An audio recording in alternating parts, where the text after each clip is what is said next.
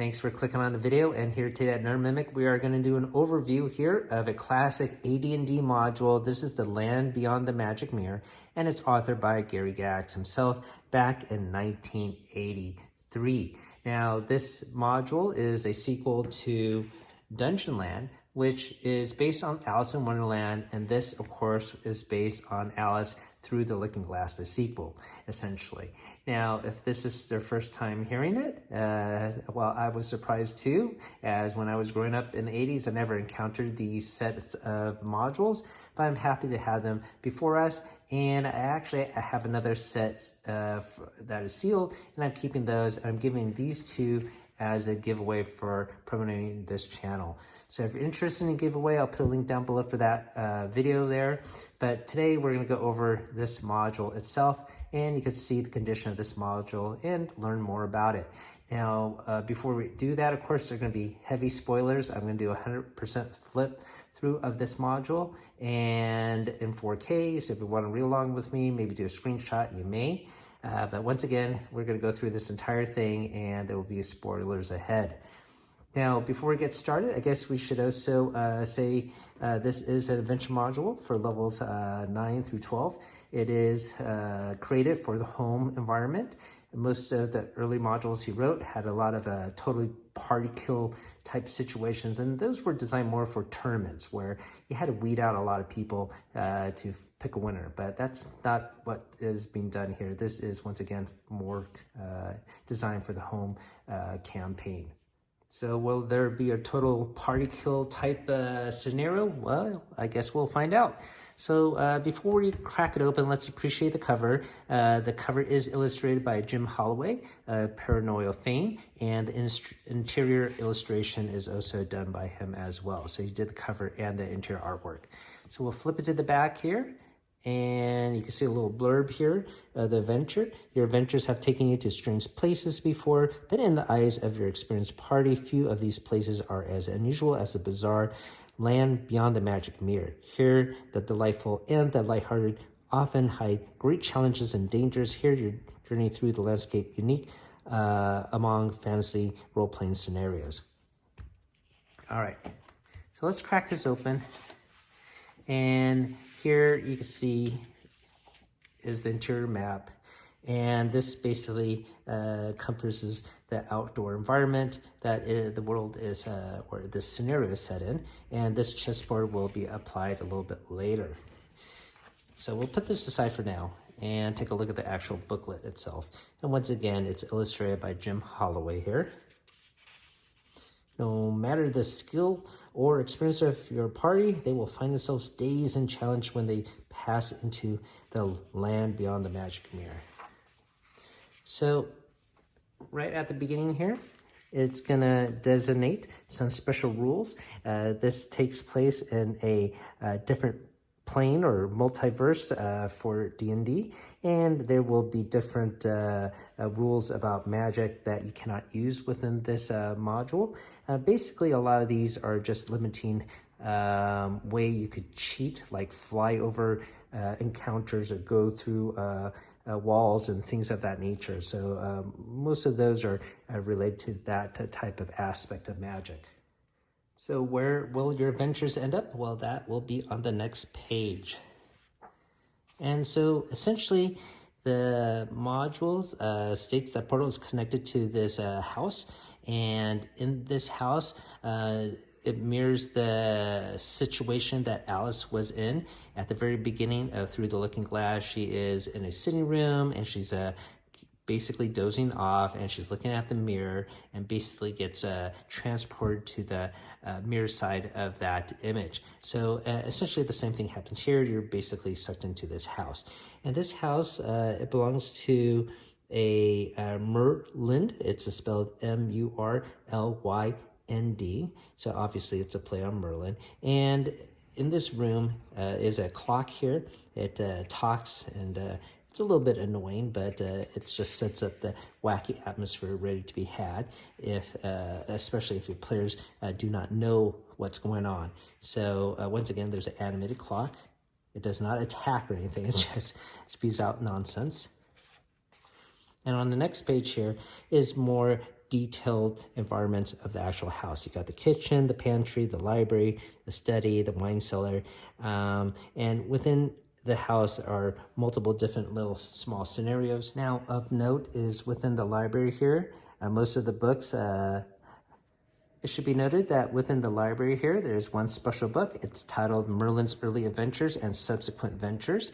And if your character reads it, which takes approximately 8 hours to do, your character will receive 10,000 experience points and also come in possession of a stone of good luck for the next 8 days. Now that is amazing treasure. Now, I've never seen that ever happen. Let me know in the comments below if you ever had a character or ran a situation where they actually read that entire book. I've never seen it happen, but it's sort of cool that it exists, I suppose. Now, also in the study, there are 2 new spells. The characters can find 2 scrolls. One of them is called Merlin's Order, and another one's called Merlin's Void, and that's detailed later in the appendix here. So of note in this house is a generator, and this generator actually has an elemental in there, and it powers the electricity within the house. And I should have mentioned that this house is stylized in the Victorian era, matching Alice in Wonderland's generation. So the electricity, once again, is coming from this elemental monster within the generator. So aside from this elemental within the generator, the only other monster is actually within the attic. And let's take a look at that page. And here's the ghost there. And basically it is a witch ghost there. And Merlin has kept it in the attic to guard his treasure. And so there is a lot of loot to be had if you defeat this ghost. The stats are right there.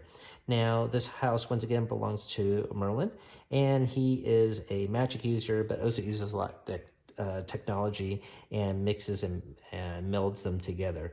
So it's a pretty cool, almost steampunk-like type of atmosphere, and that's essentially the house.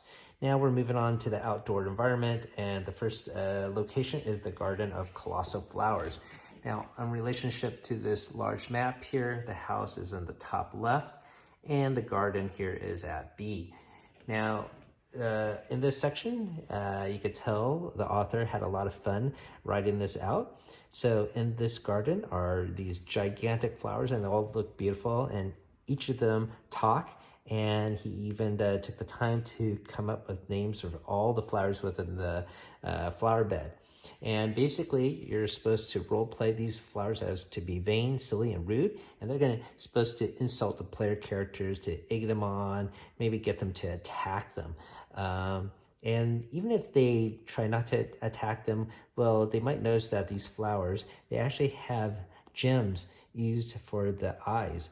And they're precious gems worth 1,000 GP each. So even if they don't want to attack them just to shut them up or something like that, they might want to attack them just to steal their gems. But anyways, if they do step onto the actual flower bed, these flowers will start to scream immediately and shriek and cause a loud alarm to be sounded off. And of course, with that loud noise, it's going to draw in monsters. And basically, you got a giant bumblebee, some giant ants coming along.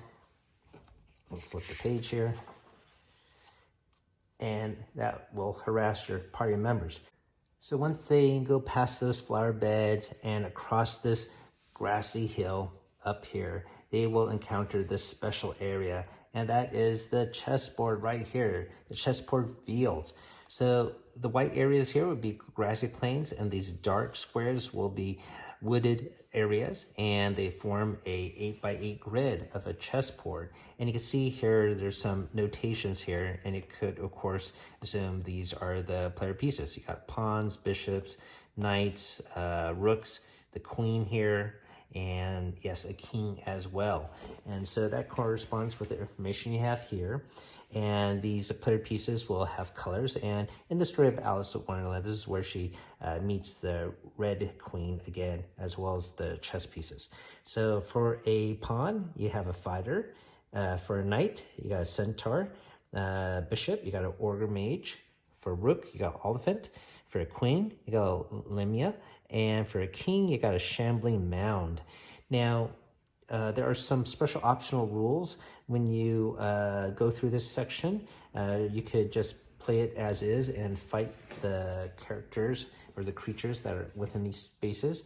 However, you could also institute these special movement rules where if you, for example, defeat a bishop here, you have to move diagonally and follow the rules of movement that way. And then subsequently, if the bishop eats a knight, for example, then you will have to move as a knight. Either way you play, you must get to the exit, which is down here. And to do so, you have to fight essentially the red queen. So that is a must-do battle with her. So that is a pretty cool setup. It's a bit involved. I might take a couple of play sessions just to do this.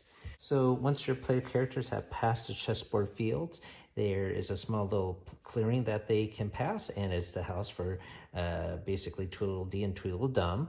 And these two characters are once again in Through the Looking Glass. If you watch the Disney animated Alice in Wonderland film, basically the movie incorporates elements of the first book and the Through the Looking Glass.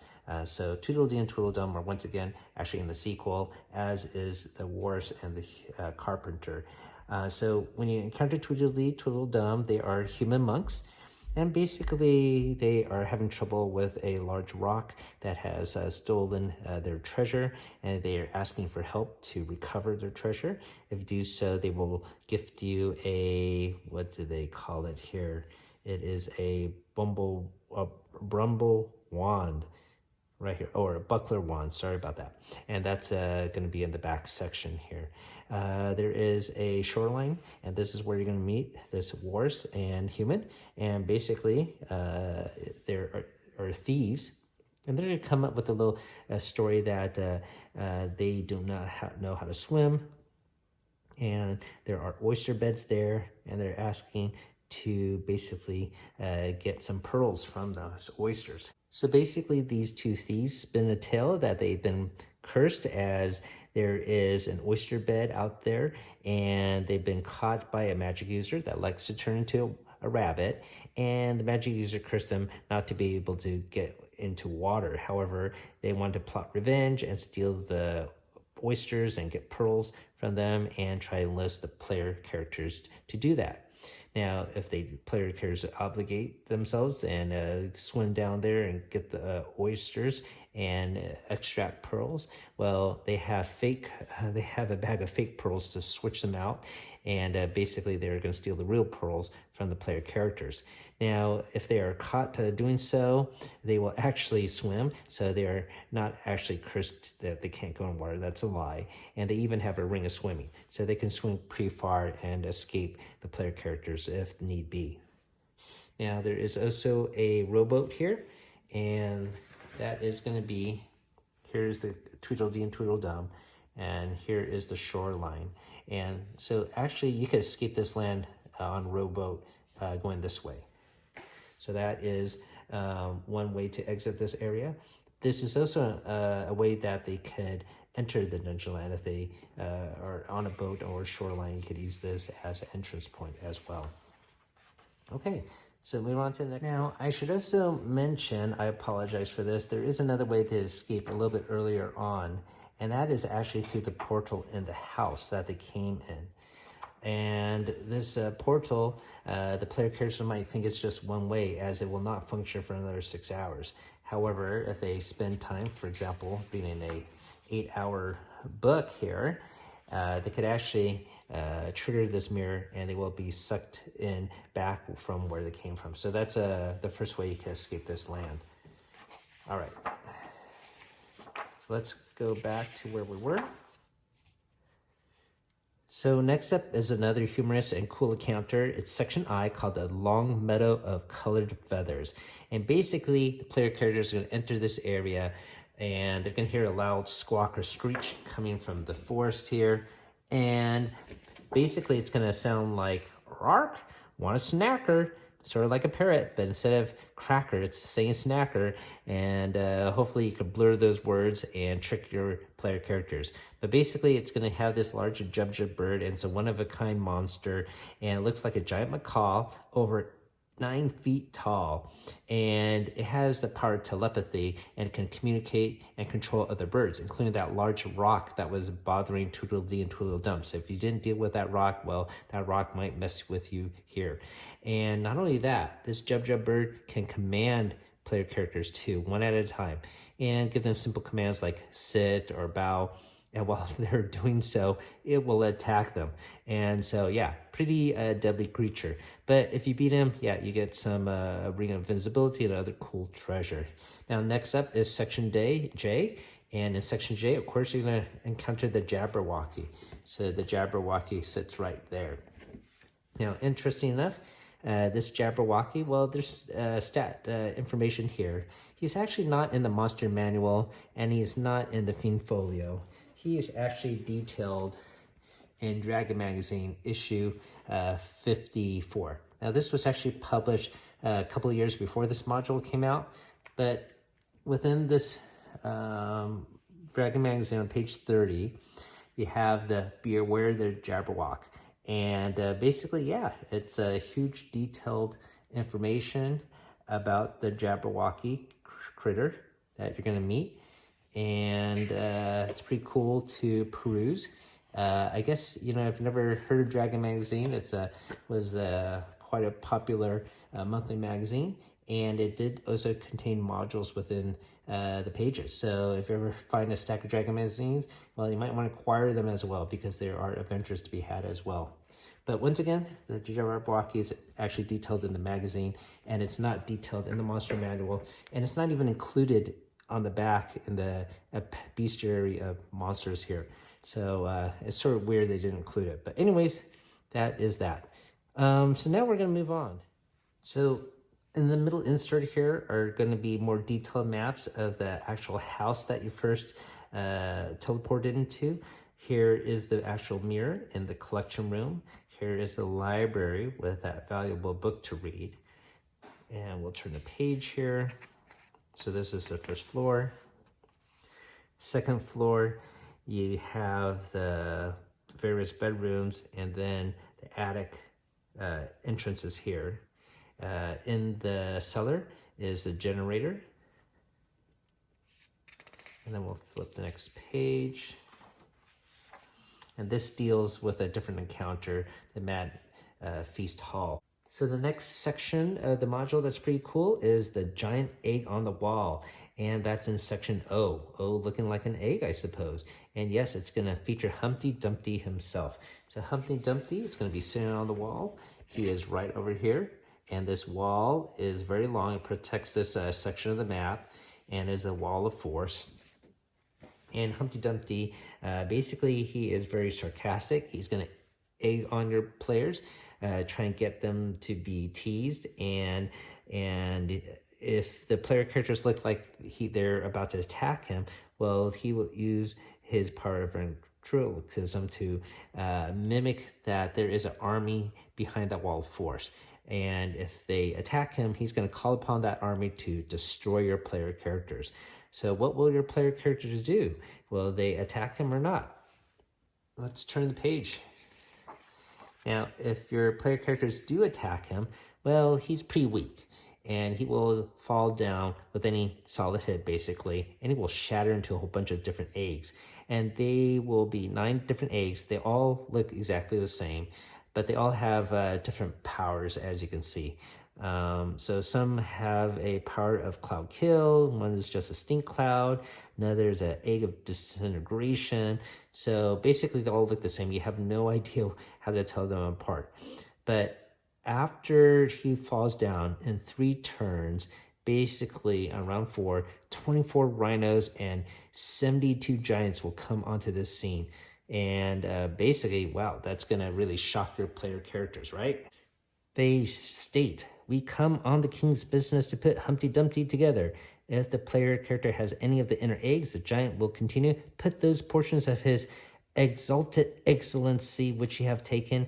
Get from this place immediately, or we will have to slay you all. However, the whole troop is an illusion. because lurking by the secret door there is the king's messenger, and it is a gnome illusionist slash thief. So this gnome illusionist slash thief, he's quite powerful. You can see the spells he has access to right there. And he's going to do everything in his power to steal the player character's treasure, or maybe acquire these eggs for himself. If he's in trouble, he will, of course, use his powers of illusion to escape, or maybe his thieving skills to climb over walls or whatnot. So he's a little bit dangerous. Up next is battling monsters in a clearing, and you can see this large lion and unicorn fighting each other, and the spectator is the king himself, and he has a crown worth 35,000 GPs. So if the king is attacked, these two monsters, or lion and unicorn, that will attack the player characters.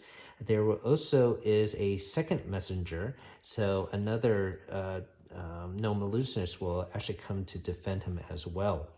It should be noted that this king is going to be very hard to defeat, as this second messenger has a bag of holding, and inside is a magical cake that, if eaten, will give the person that ate it power of haste.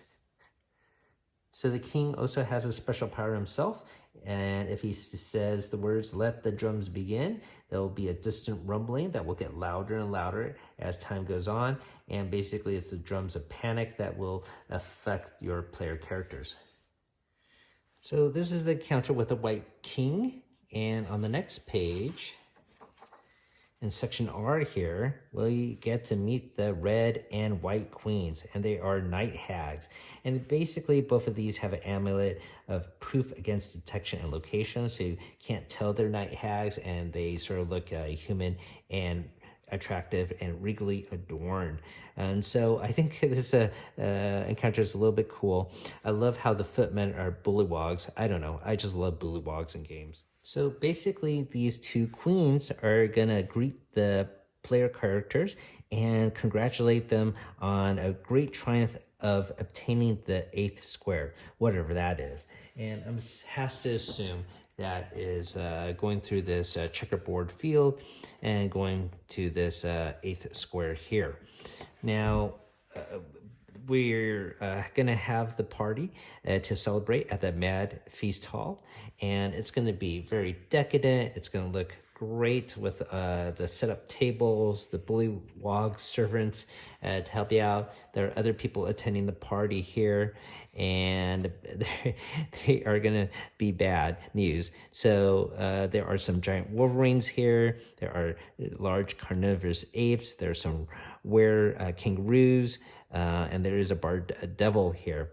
And basically the table is going to be set up for a nice meal. The bullywog servants are going to bring out some food, and one of them is a joint of roast meat. And guess what? It's a mimic. So, of course, I'm partial to mimics here on the channel. So yes, there is a mimic within this adventure. And there is also some pudding, which is basically a black pudding. Now, if the player characters don't partake into the festivities and try to eat the food, of course, the queens are going to be upset, which invariably is going to happen because that's the setup here. And everyone is going to attack the player characters. So here is the order of attacks. The mimic first. And I love the mimic, of course, and that would be, of course, a surprise. It's not a treasure chest, it is the food, then the black pudding, and so on and so on.